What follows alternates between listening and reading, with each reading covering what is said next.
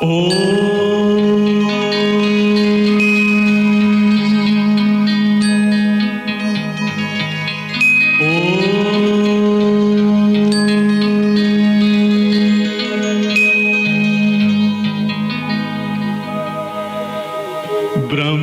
से शिव बाबा पधारे, बोलते ध्वनियों। ब्रह्म से शिव बाबा पधारे, बोलते ध्वनियों। ब्रह्म मुख से मधुर वाणी, बोलते ध्वनियों। ब्रह्म से शिव बाबा पधारे, ओम ओम।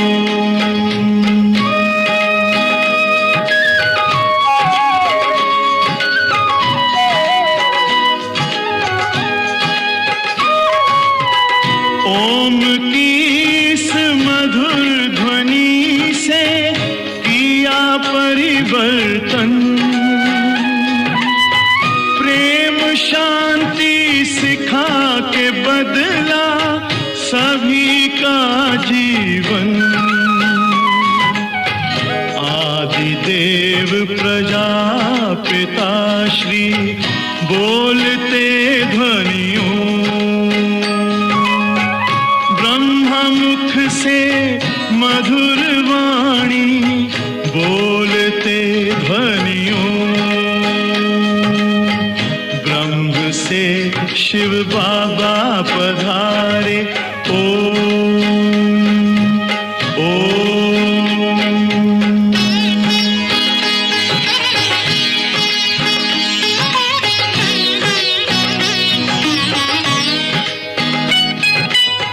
सोहनी सूरत मोहनी मूरत, ज्ञान के मोती। भव्य मुख पर चंद्रमासी, चमकती ज्योति। दिव्य दर्शन दिव्य वाणी, बोलते ध्वनियों।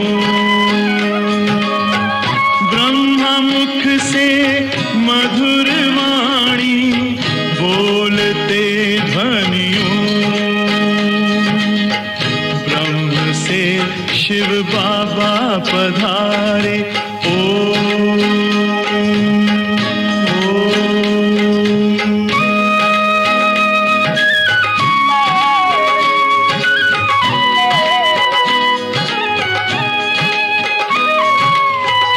विश्व में थी पाप की जब घटा छाई, तब विभूति आप जैसी धरती पे आई। एक तार में बंध के सारे, बोलते ध्वनियों। ब्रह्ममुख से मधुर वाणी, बोलते ध्वनियों। ब्रह्म से शिव बाबा पधारे, बोलते ध्वनियों। ब्रह्ममुख से मधुर वाणी, बोलते ध्वनियों। ब्रह्म से शिव बाबा पधारे, ओम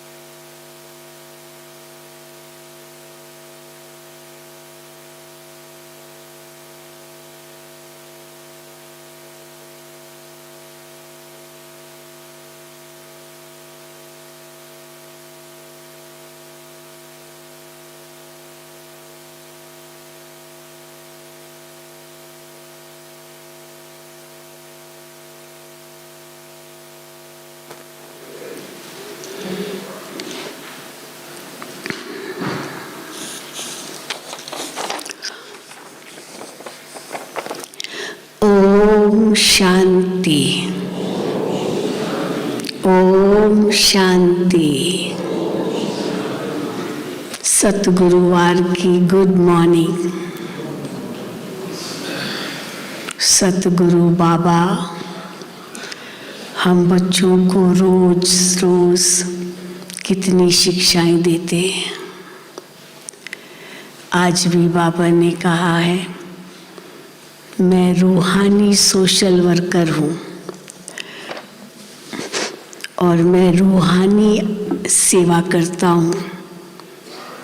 बाबा कई बार कहते हैं, मैं रूहानी डॉक्टर हूँ, सर्जन हूँ, रूहों को इंजेक्शन लगाता हूँ। आज बाबा ने कहा मैं रूहानी सोशल वर्कर हूँ। बहुत बड़ी सेवा करते हैं समाज के, सारे विश्व को बदलने का कार्य करते हैं। तो बाबा कहे तुम बच्चों को भी मैं रूहानी सोशल वर्कर बनाता हूँ। है ना, हम सब रूहानी सोशल वर्कर। तो रूहानी सोशल वर्कर का काम क्या है, किस प्रकार से हम सेवा करते हैं। सोशल वर्कर सेवा ही करते हैं ना। हम रूहों को इंजेक्शन लगाते हैं, हम रूहों को दवाई देते हैं, रूहों की शफा करते हैं। क्योंकि इस समय सब रूहें रोगी है। शरीर तो रोगी है ही, लेकिन आत्माएं भी सबकी रोगी है। सबको विकारों का रोग लगा हुआ है। कोई भी अपने आप को नहीं कह सकता मैं तो निरोगी हूँ। जैसे शरीर से कोई भी नहीं कहता है मैं निरोगी हूँ, तो आत्मा भी नहीं कह सकती है मैं एकदम निरोगी हूँ, मेरे अंदर कोई विकार नहीं है। कुछ न कुछ अंश विकारों का है ही। चाहे बड़ा रूप न हो, पर छोटा मोटा तो है ही। इसलिए बाबा कहते हैं तुम बच्चों को सबको ऐसी रूहानी इंजेक्शन लगानी है जो उनकी आत्मा का रोग खत्म हो जाए। तो कैसे हम रूहानी सेवा करेंगे। तुम इस समय अपना तन मन धन सब स्वाहा करते हो, तो जिससे ही तुम सेवा करते हो और इस भारत खास और विश्व आम को स्वर्ग बनाते हो। कितनी बड़ी रूहानी सेवा है। तो बाबा ने आज विशेष रूप से सेवा की बात कही है, कैसे हम सेवा करते हैं। तो आज गणतंत्र दिवस है, भारत का 74वां गणतंत्र दिवस, रिपब्लिक डे। आज ही के दिन 73 वर्ष पूर्व भारत गणतंत्र बना था। तो आज 74वां गणतंत्र दिवस है। 1950 में भारत ने अपना गणतंत्र, अपना संविधान लागू किया था। और दूसरा आज बसंत पंचमी भी है। आज से मानो ठंड गई और बसंत ऋतु शुरू हुई, फूल उगने लगेंगे। और आज सरस्वती पूजा भी है। सब पीला पीला खाते हैं। पीले का महत्व है। पीले पीले फूल भी निकलते हैं। तो आज बाबा ने हम बच्चों को कैसे बसंत समान बनाया। सर्दी खत्म हुई, ठंडी खत्म हुई, आज से फिर से ऋतु बदल रही है। तो हमारा जीवन भी ऐसे ही बदल जाए। नया जीवन तो बाबा ने दिया ही है। और आज जैसे आपने कल सुना, हमारे अति प्यारे सुभाष भाई का देहावसान हुआ और आज उसका अंतिम संस्कार करेंगे। उनके पार्थिव देह का उनके रिश्तेदार भी 11 बजे तक पहुंच जाएंगे।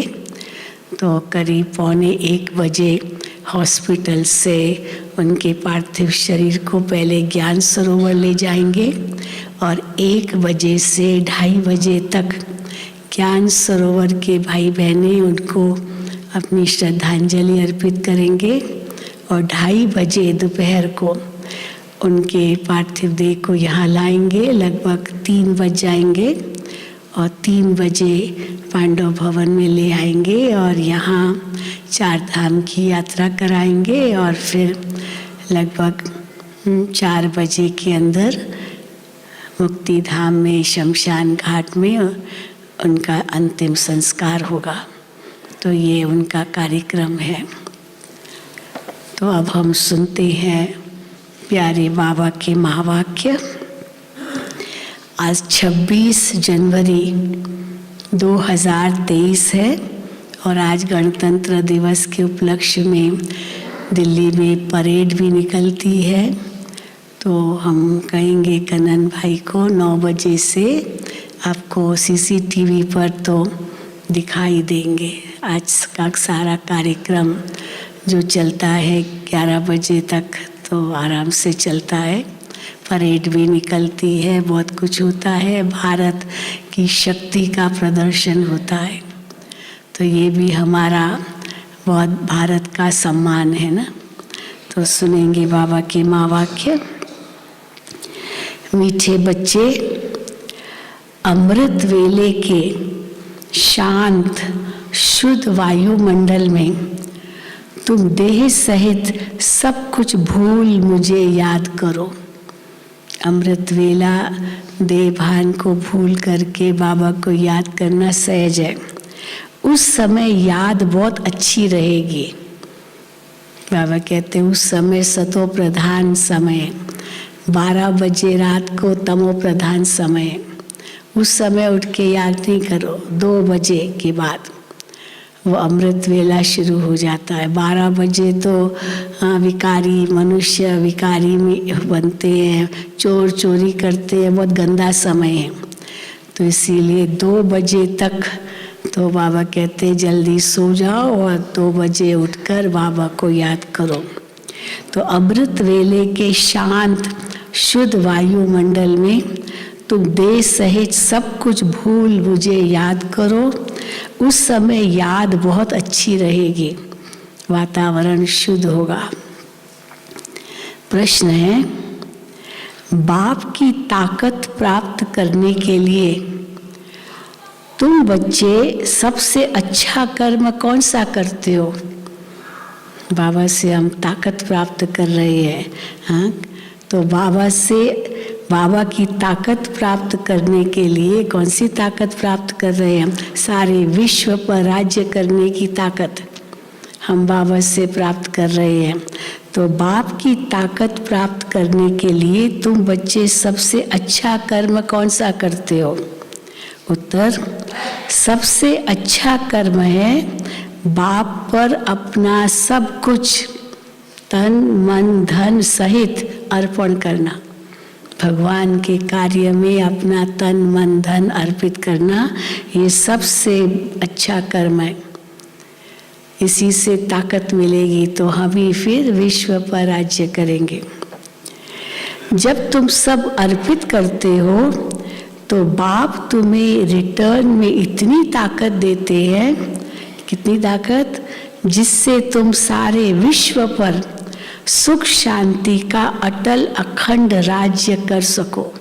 इतनी ताकत देते हैं। प्रश्न है दूसरा, बाप ने कौन सी सेवा बच्चों को सिखलाई है जो कोई मनुष्य नहीं सिखला सकता है? वो हम ब्राह्मण बच्चे ही कर सकते हैं। वो सेवा कौन सी जो बाप ने सिखलाई है? उत्तर है रूहानी सेवा। तुम आत्माओं को विकारों की बीमारी से छुड़ाने के लिए ज्ञान का इंजेक्शन लगाते हो। तुम हो रूहानी सोशल वर्कर। मनुष्य जिस्मानी सेवा करते हैं, लेकिन ज्ञान इंजेक्शन देकर आत्माओं को जागती ज्योत नहीं बना सकते हैं। वो आत्माओं को इंजेक्शन नहीं लगा सकते, शरीरों को तो लगा सकते हैं, क्योंकि आत्माओं को लगाएंगे तब आत्मा जागेगी ना। लेकिन तो ज्ञान इंजेक्शन देकर आत्मा को जागती ज्योति वो नहीं बना सकते। ये सेवा बाप ही बच्चों को सिखलाते हैं। रूहानी सोशल वर्कर बन ज्ञान की इंजेक्शन सबको लगाना। ओम शांति। भगवानुवाच, ये तो समझाया गया है कि मनुष्य को भगवान कभी नहीं कहा जा सकता है। ये है मनुष्य सृष्टि और ब्रह्मा विष्णु शंकर है सूक्ष्म वतन में। शिव बाबा है आत्माओं का अविनाशी बाप। विनाशी शरीर का बाप तो विनाशी है, ये तो सब जानते हैं। पूछा जाता है, जब फॉर्म भरवाते हैं ना तो उसमें पूछते हैं प्रश्न, पूछा जाता है कि तुम्हारे इस विनाशी शरीर का बाप कौन है?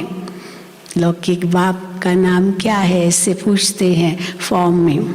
तो तुम्हारे इस विनाशी शरीर का बाप कौन है और आत्मा का बाप कौन है? तो आत्मा जानती है आत्मा का बाप शांति धाम परम धाम में रहते हैं। अभी तुम बच्चों को देह अभिमानी किसने बनाया? शिव बाबा तो आकर आत्माओं का बाप आकर देही अभिमानी बनाते, लेकिन देह अभिमानी किसने बनाया? तो बाबा कहते हैं देह अभिमानी किसने बनाया? देह को रचने वाले ने। जो शरीर का बाप है उसने देह अभिमानी बनाया है ना। मैं तुम्हारा पिता हूँ, तुम मेरा बेटा हो, तुम्हारा ये नाम है, तुम्हारा ये धर्म है, तुम्हारी ये जाति है, सब देह की बातें सिखाता है पिता। तो बाबा कहते हैं तो देह अभिमानी किसने बनाया? देह अभिमानी किसने बनाया? देह को रचने वाले ने। अब देही अभिमानी कौन बनाता है? क्योंकि बाबा भेंट करेंगे ना, देही अभिमानी तो आत्माओं का बाप बनाएगा और देह अभिमानी देह का बाप बनाएगा। तो अब देही अभिमानी कौन बनाता है? जो आत्माओं का अविनाशी बाप है। अविनाशी माना किसको कहेंगे? अविनाशी जिनका आदि मध्य अंत नहीं है, ये है अविनाशी। क्योंकि आदि हुई तो विनाशी हुआ ना, फिर उसका अंत भी होगा। जिसकी आदि होती है उसका अंत भी होता है, और अंत हुआ माना विनाश भी हुआ। फिर नई से रचा गया तो फिर आदि हुई। तो अविनाशी माना जिसका आदि मध्य अंत नहीं है। अगर आत्मा का और परम आत्मा का आदि मध्य अंत कहें, कोई कहते ना परमात्मा को किसने बनाया? अरे परमात्मा को किसने बनाया, ये प्रश्न उठ सकता है क्या? वो तो अनादि अविनाशी है। क्योंकि अगर उसको किसने बनाया तो फिर जिसने परमात्मा को बनाया उसको किसने बनाया? इस प्रश्न का तो कोई अंत ही नहीं है। तो इसलिए तीन शक्तियां अनादि अविनाशी है। एक परमात्मा, दूसरी आत्मा और तीसरी प्रकृति। प्रकृति को भी किसी ने नहीं बनाया। ये तीनों अनादि अविनाशी है। तो इसलिए बाबा कहते हैं अगर आत्मा का और परमात्मा का आदि मध्य अंत कहें तो फिर रचना का भी सवाल उठ जाए। पहले कुछ नहीं था, फिर कैसे आएगा अचानक? अचानक तो कुछ भी आ नहीं सकता है, तो ज़रूर रचना भी सदा ही है। इसीलिए रचना से ही फिर रचना आती है। तो बाबा कहते हैं अगर आत्मा का और परम आत्मा का आदि मध्य अंत कहें तो फिर रचना का भी सवाल उठ जाए। उनको कहा जाता है अविनाशी आत्मा, अविनाशी परमात्मा, और फिर क्या कहेंगे? अविनाशी प्रकृति। और जो अविनाशी है वही सत्य है, जो विनाशी है वो सब असत्य है। इसलिए सन्यासी क्या कहते? जगत मिथ्यम ब्रह्म सत्यम। पर जगत भी मिथ्या नहीं है, क्योंकि प्रकृति भी सत्य है, वो कभी बनाई नहीं गई, न कभी प्रकृति का अंत होगा। तो बाबा कहते हैं तो बरोबर आत्मा अपने को जानती है कि हम आत्मा हैं, मेरी आत्मा को दुखी मत करो, मैं पाप आत्मा हूँ, ये आत्मा कहती है ना, मेरी आत्मा को दुखी मत करो। या भगवान के आगे कहेंगे मैं पापी हूँ, मैं पाप आत्मा हूँ। स्वर्ग में कभी अक्षर आत्मा ही नहीं कहेंगे, दुखी आत्मा को तंग मत करो, दुख मत दो, या मैं पाप आत्मा हूँ, ये सतयुग में कोई नहीं कहेगा। इस समय ही आत्मा पतित है जो फिर पावन बनती है। पतित आत्मा ही पावन आत्मा की महिमा करती है। जो भी मनुष्य आत्माएं हैं उनको पुनर्जन्म तो जरूर लेना ही है, ये सब बातें हैं नई।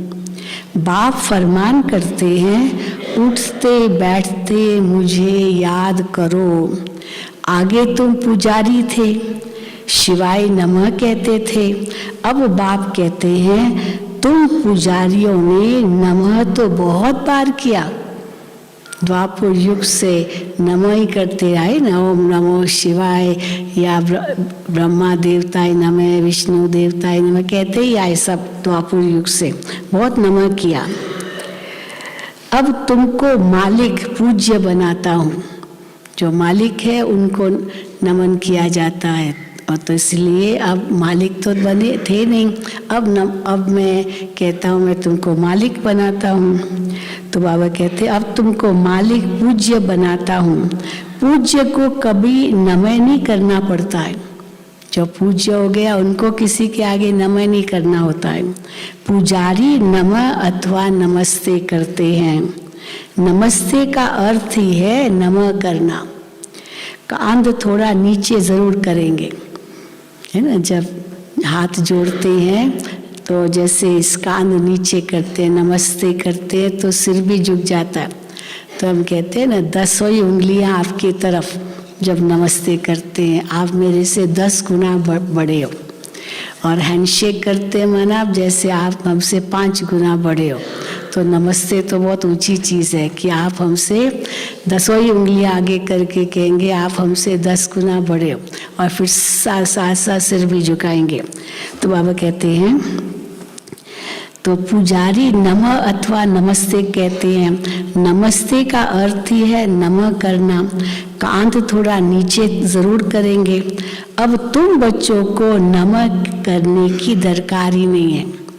देवताओं के आगे जाकर के हम नमन नहीं करेंगे, सिर झुकाकर 10 उंगलियां उनके सामने नहीं रखेंगे, क्योंकि अभी हम वो बन रहे हैं। तो बाबा कहते हैं अब तुम बच्चों को नमः कहने की दरकार ही नहीं है। न लक्ष्मी नारायण नमः, न विष्णु देवताय नमः, न शंकर देवताय नमः। ये अक्षर ही पुजारीपन का है, नमः करना। अब तो तुमको सारी सृष्टि का मालिक बनना है। तो जो मालिक है सृष्टि का वो थोड़ी नमः करेगा, वो तो राजा है। बाप को ही याद करना है। कहते भी हैं वो सर्व समर्थ है, लेकिन इसका मतलब ये नहीं है कि हम तो अभी से राजा है, अभी तो हम सर्वेंट है। तो अगर कोई नमस्ते करता है तो ज़रूर उनके आगे नमस्ते करना चाहिए। बिल्कुल ऐसे नहीं ऐसे सीधा सिर करके खड़े रहो, नमः न करो अगर वो नमस्ते करता है तो कहते भी हैं वो सर्व समर्थ है, कालों का काल है, अकाल मूर्त है, सृष्टि का रचयिता है, ज्योति बिंदु स्वरूप है। आगे तो उनकी बहुत महिमा करते थे, फिर कह देते हैं अब सारी महिमा करने के बाद फिर क्या कह देते, जिससे सारा पानी फिर जाता है, फिर कह देते सर्वव्यापी है। अब इतनी महिमा उसकी की और फिर सर्वव्यापी कह दिया, माना सब फिर ईश्वरी ईश्वर है, तो फिर वो महिमा कहाँ गई? वो महिमा के योग्य तो कोई अभी है ही नहीं। फिर कह देते थे सर्वव्यापी है, कुत्ते बिल्ली में भी है, तो सभी महिमा जैसे खत्म हो जाती है। क्योंकि कुत्ते बिल्ली की भी थोड़ी ऐसे कोई भगवान की जैसे महिमा करते हैं उनकी करेंगे। इस समय के सब मनुष्य पाप आत्मा ही हैं, तो फिर जानवरों की भी क्या महिमा होगी? अब कुत्ते बिल्ली की भी क्या महिमा करेंगे? मनुष्य पतित है तो जानवर भी सब ऐसे ही हो गए। मनुष्य की ही सारी बात है, मनुष्य ऊंचा उठे तो जानवर पक्षी सब ऊंची उठे, तो मनुष्य की ही सारी बात है। आत्मा कहती है मैं आत्मा हूँ, ये मेरा शरीर है। जैसे आत्मा बिंदु है वैसे परम पिता परमात्मा भी बिंदु है। वो भी कहते हैं मैं पतितों को पावन बनाने साधारण तन में आया हूँ, आकर बच्चों का ओबीडियंट सर्वेंट बन सर्विस करता हूँ। इस समय भगवान आकर के हमारे आगे नमस्ते करते हैं, कहते मैं तुम्हारा मोस्ट ओबीडियंट सर्वेंट हूँ, मैं रूहानी सोशल वर्कर हूँ, तुम बच्चों को भी रूहानी सेवा करना सिखलाता हूँ। और सब तो जस्मानी हद की सेवा करना सिखलाते हैं, तुम्हारी है रूहानी सेवा। तब कहा जाता है रूहानी सेवा क्या करते हैं? ज्ञान अंजन सतगुरु दिया, अज्ञान अंधेर विनाश। तो ज्ञान अंजन देने की सेवा करते हैं। अंजन सुरमा को कहते हैं, पर बाबा यहाँ इंजेक्शन कहते हैं। ज्ञान अंजन सतगुरु दिया, अज्ञान अंधेर विनाश। सच्चा सतगुरु वो एक ही है, वही अथॉरिटी है। सभी आत्माओं को आकर इंजेक्शन लगाते हैं। आत्माओं में ही विकारों की बीमारी है। ये ज्ञान का इंजेक्शन और कोई के पास होता नहीं, ज्ञान का इंजेक्शन और कोई के पास होता नहीं। पतित आत्मा बनी है न कि शरीर, तो जिसको इंजेक्शन लगाएं, ज्ञान इंजेक्शन को शरीर को नहीं लगा सकते, आत्मा को लगा सकते, क्योंकि आत्मा ही पतित बनी है। 5 विकारों की कड़ी बीमारी है, इसके लिए इंजेक्शन ज्ञान सागर बाप के सिवाय कोई के पास भी है नहीं। हाँ, कोई बीमारी बहुत बढ़ जाती है तो कहते हैं गोलियों से काम नहीं चलेगा, केवल आपको ऐसे गोलियां देंगे तो उससे जल्दी ठीक नहीं होंगे, इंजेक्शन लगाओ। इंजेक्शन लगाएंगे तो जल्दी ठीक होंगे। तो ये भी इंजेक्शन ज्ञान की बाबा लगाते हैं। इसके लिए इंजेक्शन ज्ञान सागर बाप के सिवाय कोई के पास भी नहीं है। बाप आकर आत्माओं से बात करते हैं कि हे आत्माएं, तुम जागती ज्योति थी। कब थी जागती ज्योति? सतयुग में जागती ज्योति थी। फिर माया ने परछाया डाला, परछाया आ जाता है ना तो फिर रोशनी कम हो जाती है। फिर माया ने परछाया डाला, डालते डालते माया ने परछाया डालते डालते तुमको धुंधकारी बुद्धि बना दिया। धुंधकारी, जैसे धुंध होती है ना वैसे फॉग होती है तो कुछ भी दिखाई नहीं देता है, तो माया ने धुंधकारी बना दिया। बाकी कोई युधिष्ठिर व धृतराष्ट्र की बात नहीं है, माना उनकी बुद्धि भ्रष्ट हो गई, तो वो बात नहीं है। ये धुंधकारी बनना माना माया का परछाया लगना। डालते डालते तुमको धुंधकारी बुद्धि बना दिया माया ने। बाकी कोई युधिष्ठिर व धृतराष्ट्र की बात नहीं है, ये रावण की बात है। तो बाप कहते हैं मैं आता ही हूँ साधारण रीति, मेरे को विरला ही कोई जान सकते हैं। शिव जयंती अलग है, कृष्ण जयंती अलग है। परम पिता परमात्मा शिव को श्री कृष्ण से मिला नहीं सकते हैं, वो निराकार है, वो साकार है। बाप कहते हैं मैं हूँ निराकार, मेरी महिमा भी गाते हैं। हे पतित पावन, आकर इस भारत को फिर से सतयुगी देवी राजस्थान बनाओ। कोई समय देवी राजस्थान था भारत, देवी राजस्थान था भारत, अभी नहीं है। फिर कौन स्थापन करेगा देवी राजस्थान? परम पिता परमात्मा ही ब्रह्मा द्वारा नई दुनिया स्थापन करते हैं। अभी है पतित प्रजा का प्रजा पर राज्य, इनका नाम ही है कब्रिस्तान। माया ने खत्म कर दिया है, अब तुमको दे सहे दे के सब संबंधियों को भूल मुझ बाप को याद करना है। शरीर निर्वाह अर्थ कर्म भी बल करो। जो कुछ समय मिले तो मुझे याद करने का पुरुषार्थ करो। यह एक ही तुमको युक्ति बताते हैं, एक ही युक्ति है, याद की ही एक युक्ति है। सबसे जास्ती मेरी याद तुमको अमृत वेला रहेगी, क्योंकि वो शांत शुद्ध समय होता है। उस समय न चोर चोरी करते, न कोई पाप करते, न कोई विकार में जाते। सोने के टाइम सब शुरू करते हैं 10 बजे के बाद 11, 12, 1 बजे तक, वरना वो चलता है 2 बजे तक तो सब सो जाते हैं। तो बाबा कहते वो फिर अमृत वेला हो जाता है। योगी उस समय उठते हैं, भोगी सोते हैं। तो उस समय न चोर चोरी करते, न कोई पाप करते, न कोई विकार में जाते। सोने के टाइम सब शुरू करते हैं। उसको कहा जाता है घोर तमो प्रधान रात। अब बाप कहते हैं बच्चे पास्ट इज पास, तुम भी ऐसे ही थे, अब भूल जाओ, पास्ट इज पास। अब सवेरे सवेरे जल्दी उठो और मुझे याद करो। बच्चे पास्ट इज पास, भक्ति मार्ग का खेल पूरा हुआ। अब तुमको समझाया जाता है ये तुम्हारा अंतिम जन्म है। ये प्रश्न उठ नहीं सकता, कौन सा, कि सृष्टि की वृद्धि कैसे होगी। हम सब पवित्र हो जाएंगे तो सृष्टि की वृद्धि कैसे होगी, प्रश्न करते हैं ना लोग। तो बाबा कहते हैं वृद्धि तो होती रहती है, आप उसकी चिंता मत करो, वो तो भगवान का प्रॉब्लम है। वो वृद्धि तो होनी है, आत्माओं को सृष्टि पर आना ही है, तो वृद्धि तो होती रहती है। जो आत्माएं ऊपर है उनको नीचे आना ही है।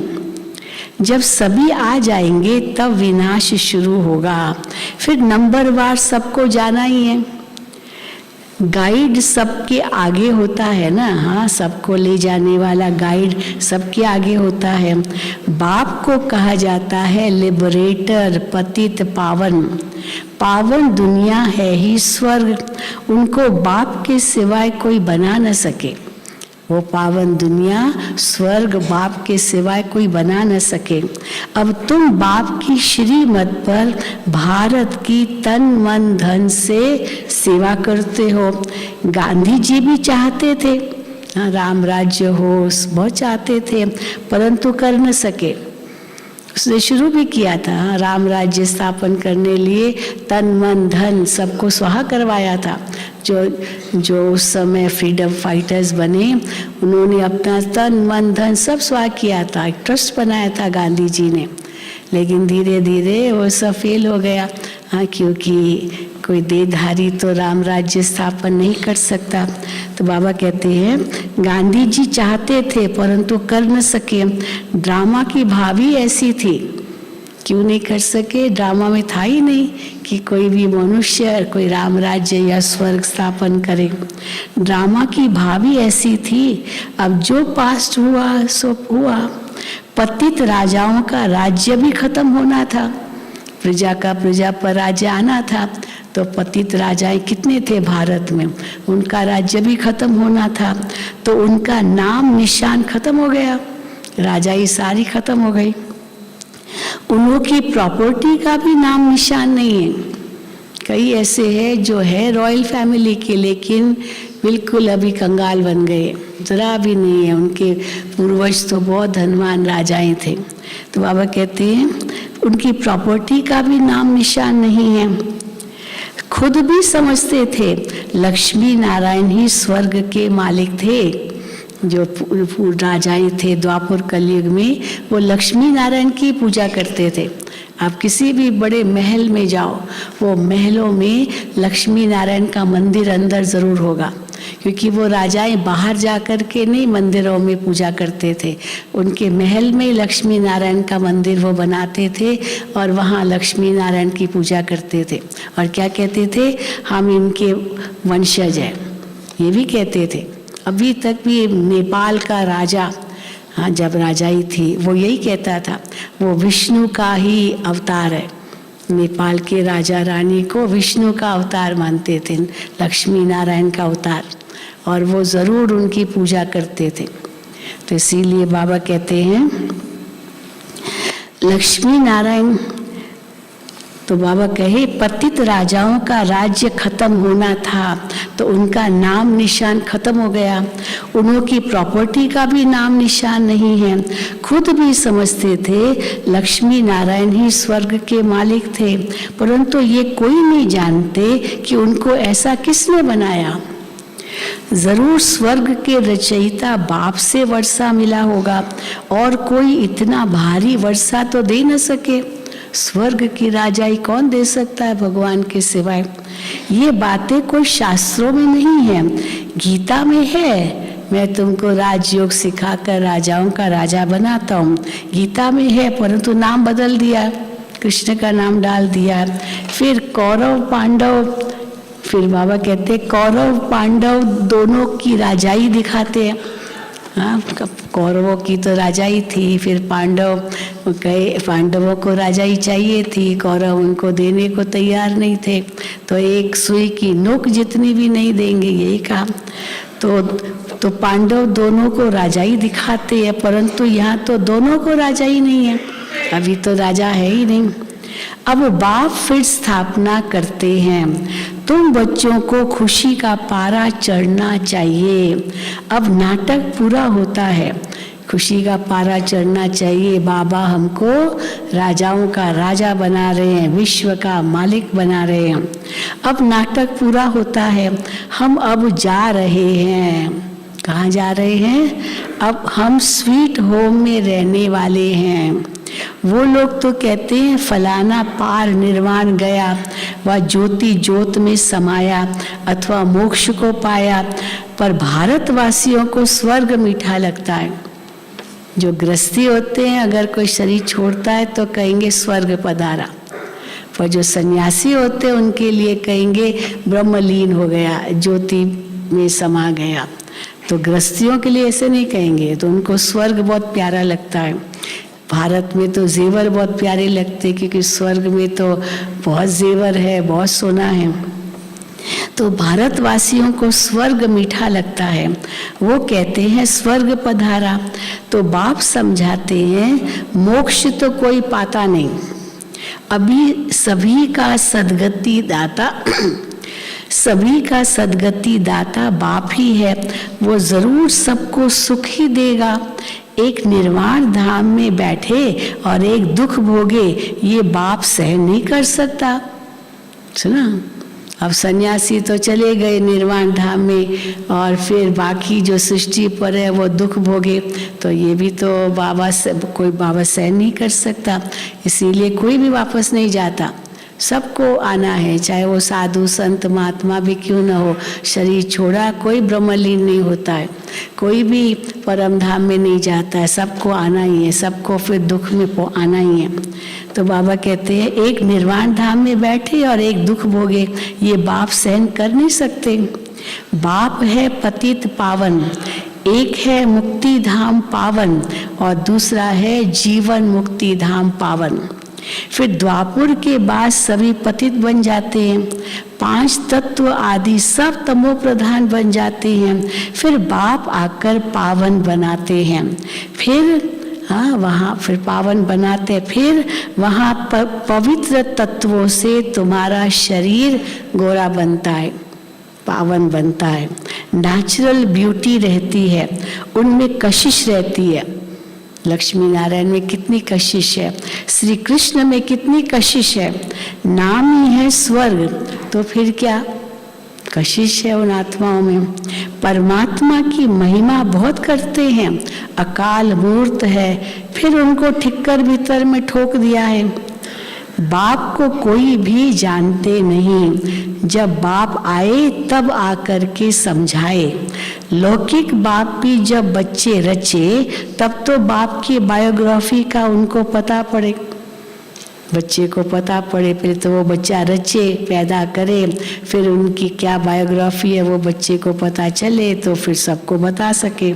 तो बाप की बायोग्राफी का उनको पता पड़े। बाप के बिगैर बच्चों को बाप की बायोग्राफी का पता कैसे पड़ेगा? बाप ही सुनाएगा उनको।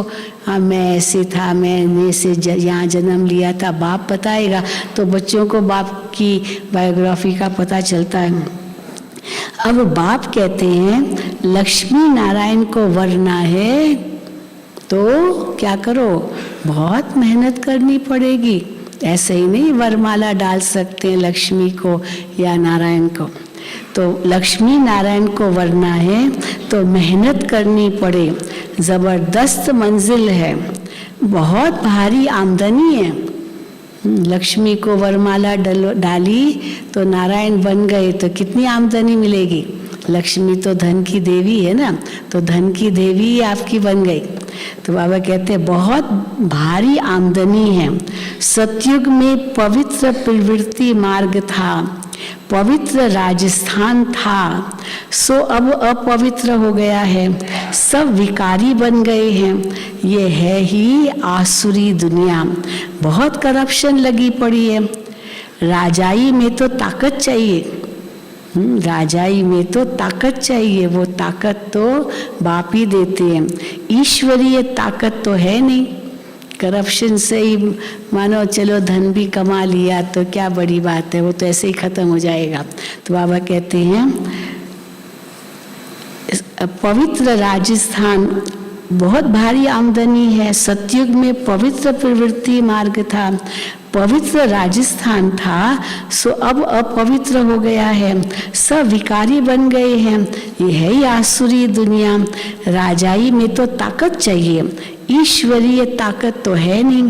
प्रजा का प्रजा पर राज्य है। जो दान पुण्य अच्छे कर्म करते हैं उनको राजाई घर में जन्म मिलता है, वो कर्म की ताकत रहती है। राजाई घर में जन्म लेना ऐसे ही नहीं, राजाई घर में जन्म लिया, बहुत दान पुण्य किया है द्वापर कलयुग में भी। तो ये बाबा कहते हैं वो कर्म की ताकत रहती है। अभी तुम तो बहुत ऊंचे कर्म करते हो तो कितनी ताकत मिल जाती है सारे विश्व पर राजाई करने की। तुम तो बहुत ऊंचे कर्म करते हो, तुम अपना सब कुछ तन मन धन शिव बाबा को अर्पित करते हो। तो शिव बाबा को भी बच्चों के सामने सब कुछ अर्पण करना पड़े। हम शिव बाबा के आगे तन मन धन अर्पित करते हैं, फिर शिव बाबा को सब कुछ बच्चों के आगे अर्पण करना पड़े। तुम उनसे ताकत धारण कर सुख शांति का अखंड अटल राज्य पाते हो, शिव बाबा से ताकत लेकर। प्रजा में तो कुछ भी ताकत नहीं है, प्रजा का प्रजा पर राज्य, कुछ भी ताकत नहीं है। ऐसे नहीं कहेंगे कि धन दान किया है तब एमएलए आदि बने। प्रजा की ताकत, प्रजा का प्रजा पर राज्य, चलो एमएलए बन गया। ऐसे नहीं कि उसने बहुत धन दान किया होगा तभी एमएलए बना, नहीं। धन दान करने से धनवान घर में जन्म मिलता है। एमएलए बना तो पता नहीं कितनी गरीब घर का होगा, पर एमएलए बना तो धनवान बन जाता है।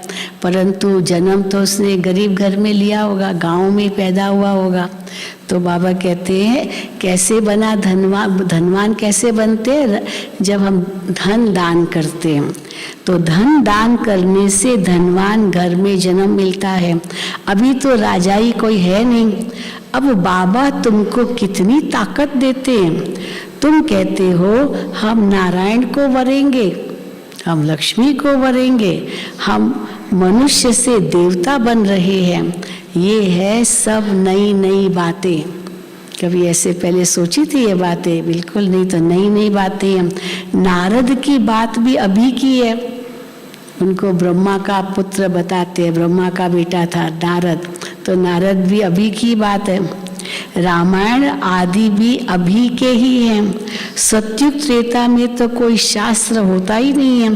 सभी शास्त्रों का अभी से तैलक है। झाड़ को देखेंगे, मठ पंथ सब बाद में आते हैं। शुरू में तो केवल थुरी होता है, वो तो एक ही देवी देवता धर्म है। मठ पंथ कितने फिर बाद में आते हैं। तो झाड़ के अंत में सब छोटी छोटी टालियां बहुत निकल आती हैं। तो झाड़ को देखेंगे, मठ पंथ सब बाद में आते हैं। मुख्य है ब्राह्मण वर्ण, फिर देवता वर्ण, क्षत्रिय वर्ण। ब्राह्मणों की चोटी मशहूर है। ये ब्राह्मण वर्ण सबसे ऊंचा है, जिसका फिर शास्त्रों में वर्णन ही नहीं है। विराट रूप में ब्राह्मणों का कोई वर्णन नहीं है, देवता क्षत्रिय वैश्य शूद्र है बस। तो ब्राह्मण वर्ण तो सबसे ऊंचा और उसका शास्त्रों में वर्णन ही नहीं है। विराट रूप में भी ब्राह्मणों को उड़ा दिया है। ये तो ब्राह्मण जो शब्द आया ये द्वापुर के बाद आया ना, द्वापुर में, क्योंकि 4 वर्ण बनाए गए, उसमें देवता वर्ण है ही नहीं। ब्राह्मण क्षत्रिय वैश्य शूद्र ये 4 वर्ण समाज में बनाए गए।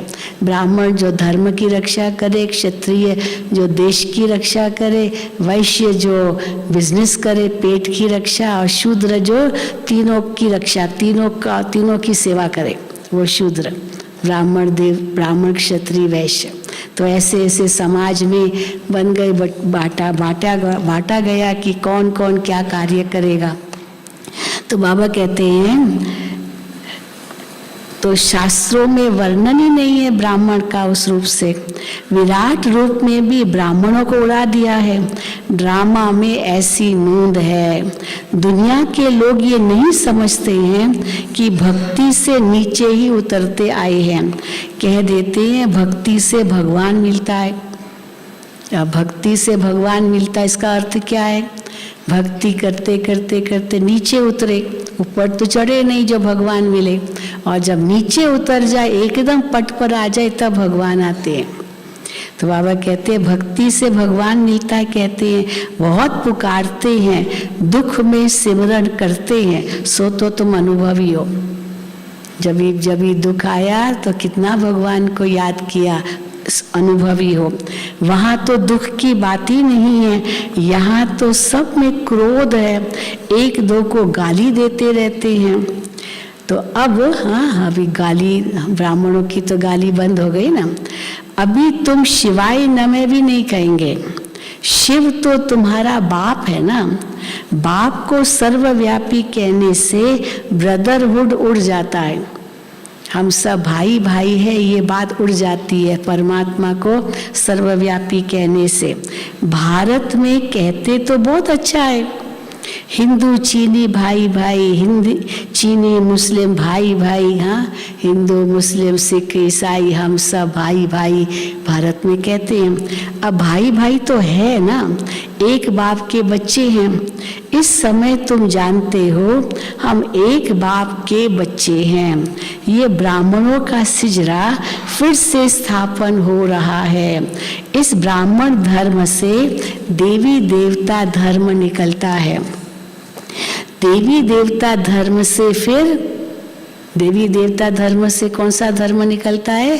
क्षत्रिय धर्म निकलता है। फिर क्षत्रिय धर्म से क्या निकलता है? इस्लामी धर्म निकलेगा। हाँ, वो बताते ना, जो जीसस क्राइस्ट था तो वो तो जू धर्म का था, लेकिन वो आत्मा क्राइस्ट ने जन्म लिया और प्रवेश हुआ और अपना धर्म स्थापन किया, तो वो जू धर्म के थोड़ा विपरीत था। तो लोग कहे ये जू धर्म वाला और ऐसे थोड़ा ऐसे बोलता है, तो उनको अच्छा नहीं लगा, तब उनको क्रॉस पर चढ़ाया। लेकिन उससे क्रिश्चियन धर्म की स्थापना हुई। तो बाबा कहते हैं क्षत्रिय से फिर इस्लामी धर्म निकलेगा। जू धर्म निकला, अब्राहम ने शुरू किया, फिर उसके बाद फिर और धर्म आए। क्षत्रिय से फिर इस्लामी धर्म निकलेगा, सिजरा है ना, फिर बौद्धि क्रिश्चियन निकलेंगे। ऐसे वृद्धि होते होते इतना बड़ा झाड़ हो गया है। हाँ, ये है बेहद का सिजरा, वो होता है हद का सिजरा। माँ बाप, फिर उनके बच्चे, फिर उनके बच्चे, उनके बच्चे, इसको सिजरा कहा जाता है। तो वो होता है हद का। ये डिटेल की बातें जिसको धारण नहीं हो सकती है, जिनको ये बातें नहीं समझ में आती है, तो बाबा कहते हैं उनके लिए सबसे सहज युक्ति क्या है? बाबा को और वर्षे को याद करो बस, और सब भूल जाओ। बाप और वर्षे को याद करो बस। तो स्वर्ग में जरूर आएंगे। बाकी ऊंच पद प्राप्त करना है तो उसके लिए पुरुषार्थ करना है। ये तो तुम बच्चे जानते हो, शिव बाबा भी तुमको समझाते हैं, ये बाबा भी समझाते हैं, ब्रह्मा बाबा भी समझाते हैं। वही हमारी तुम्हारी बुद्धि में है। जो शिव बाबा समझाते हैं वो ब्रह्मा बाबा की बुद्धि में भी है, तो हम बच्चों की बुद्धि में है। तो वही हमारी तुम्हारी बुद्धि में है।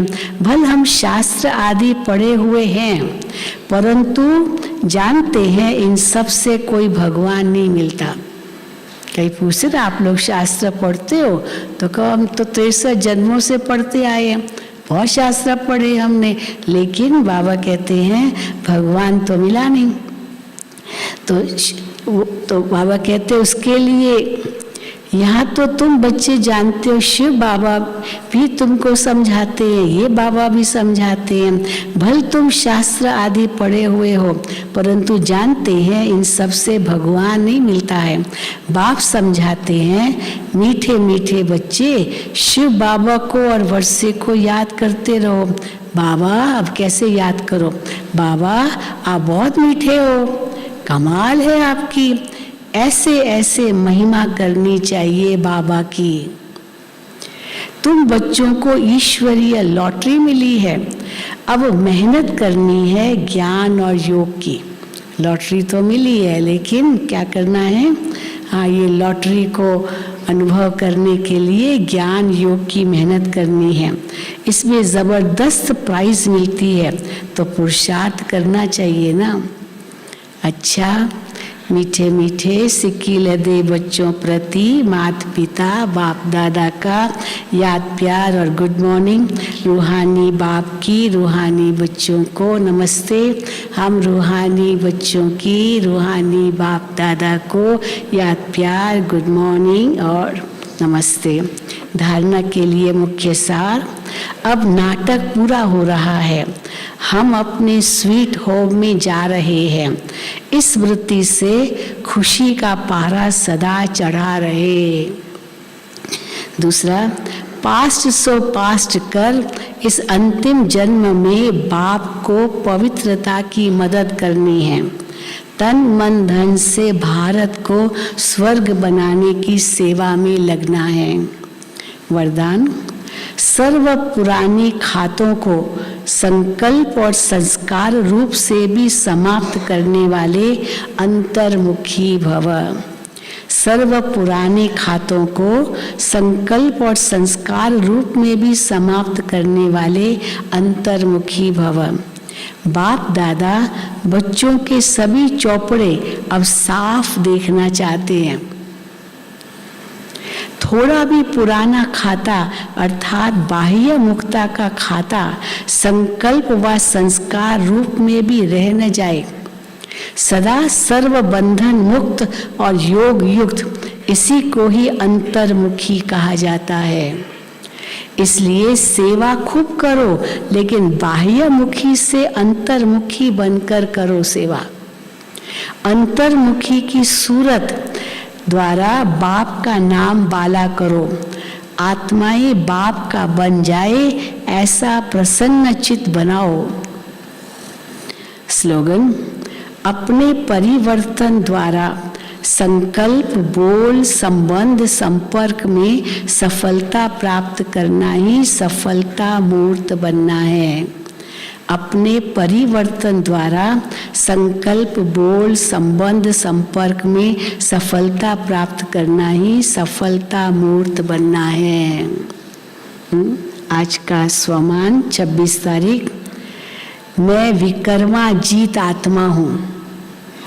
मैं विकर्मा जीत आत्मा हूँ। चिंतन है, सर्व विकारों पर विजय प्राप्त करने की विधि क्या है? विकर्मा जीत आत्मा की निशानियां क्या होगी, इस पर चिंतन करो। योग अभ्यास, मैं आत्मा अपने आदि अनादि स्वरूप में संपूर्ण पवित्र हूँ। मैं परमात्मा पिता की मदद से इन विकारों रूपी सर्पों पर विजय प्राप्त कर ली है। हाँ, मैं परमात्मा पिता की मदद से इन विकारों रूपी सर्पों पर विजय प्राप्त कर ली है मैंने। अब मैं इनके ऊपर खुशी की डांस कर रहा हूँ, जिससे संसार में खुशी की लहर फैल रही है। ऐसा सोचो, ये योग अभ्यास करो। अच्छा, ओम शांति, ओम शांति। अब बाबा को भोग लगाएंगे और जैसे बताया 3 बजे सुभाष भाई के पार्थिव देह को मधुबन में लाया जाएगा और यहाँ 4 धाम की यात्रा कराई जाएगी। अभी सब हम बाबा को भोग लगाएंगे।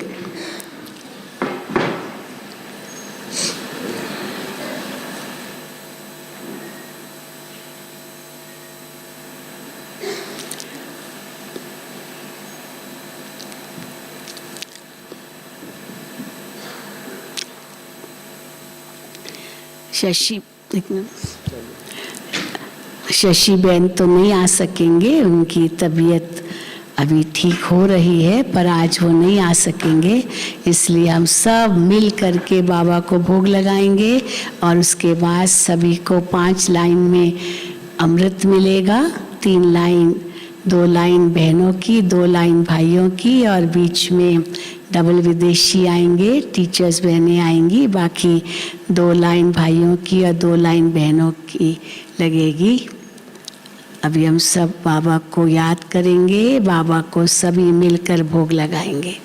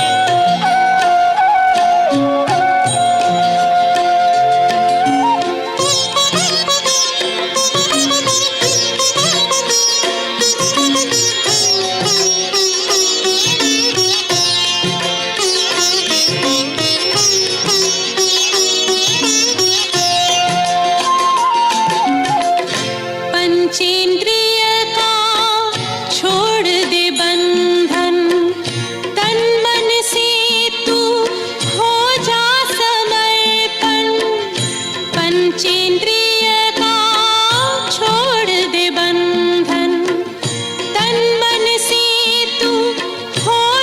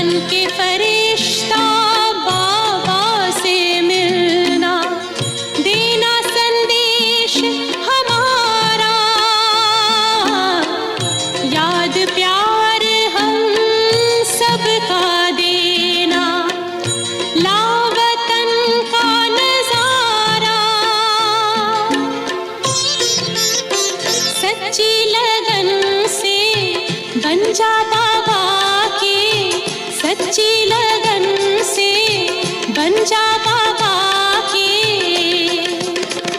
तू गले को हार, उड़ जा प्यारे वतन में, नीले अंबर के उस पार, हो नीले अंबर के उस पार। पंछी रे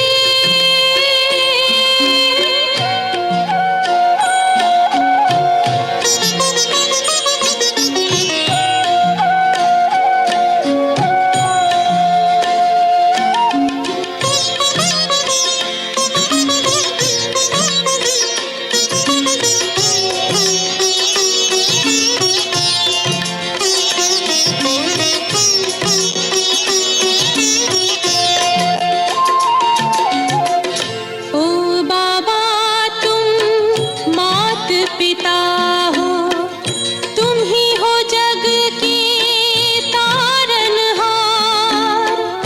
ओ बाबा तुम मात पिता हो, तुम ही हो जग के तारनहार। दुख हरता तुम सुख करता हो, गुणों के भंडार। हम सब बच्चे गाते हैं तेरी, हम सब बच्चे गाते हैं तेरी महिमा अपरंपार।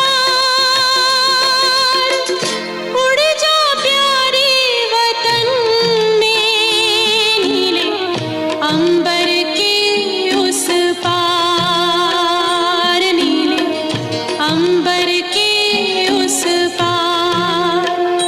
पंछी रे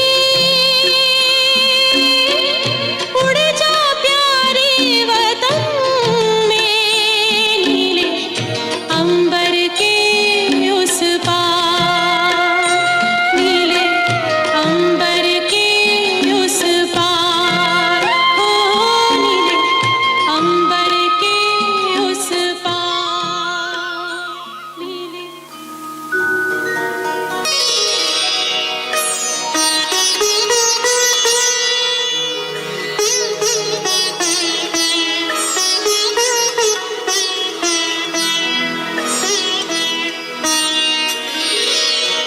तेरी याद का अमृत पीते हैं, तेरी याद का अमृत पीते हैं, तेरी याद में जीते हैं बाबा, तेरी याद में जीते हैं बाबा, तेरी याद का अमृत पीते हैं, तेरी याद का अमृत पीते हैं। रहे याद सदा ही साथ तेरी, रहे याद सदा ही साथ तेरी। बस और न हम कुछ चाहेंगे, बस और न हम कुछ चाहेंगे, तेरी याद का अमृत पीते हैं, तेरी याद का अमृत पीते हैं।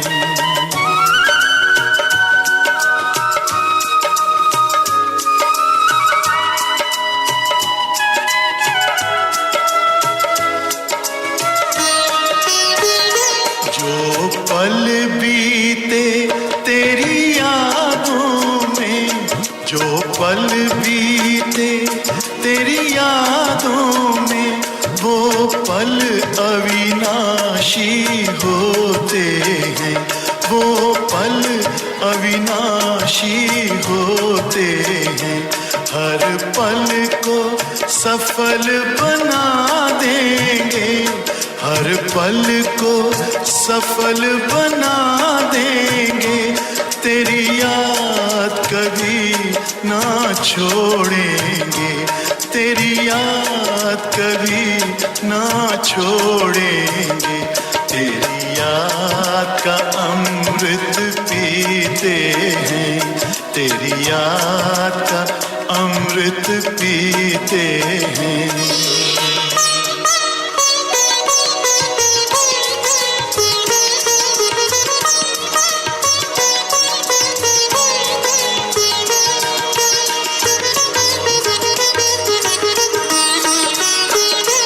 यूं ही आप रहो संग संग बाबा, यूं ही आप रहो संग संग बाबा, इस दुनिया के सुख पाने क्या, इस दुनिया के सुख पाने क्या, लहराते रहे तेरी यादों में, लहराते रहे तेरी यादों में, उन यादों में खो जाएंगे, उन यादों में खो जाएंगे, तेरी याद का अमृत पीते हैं, तेरी याद का अमृत पीते हैं, तेरी याद में जीते हैं बाबा,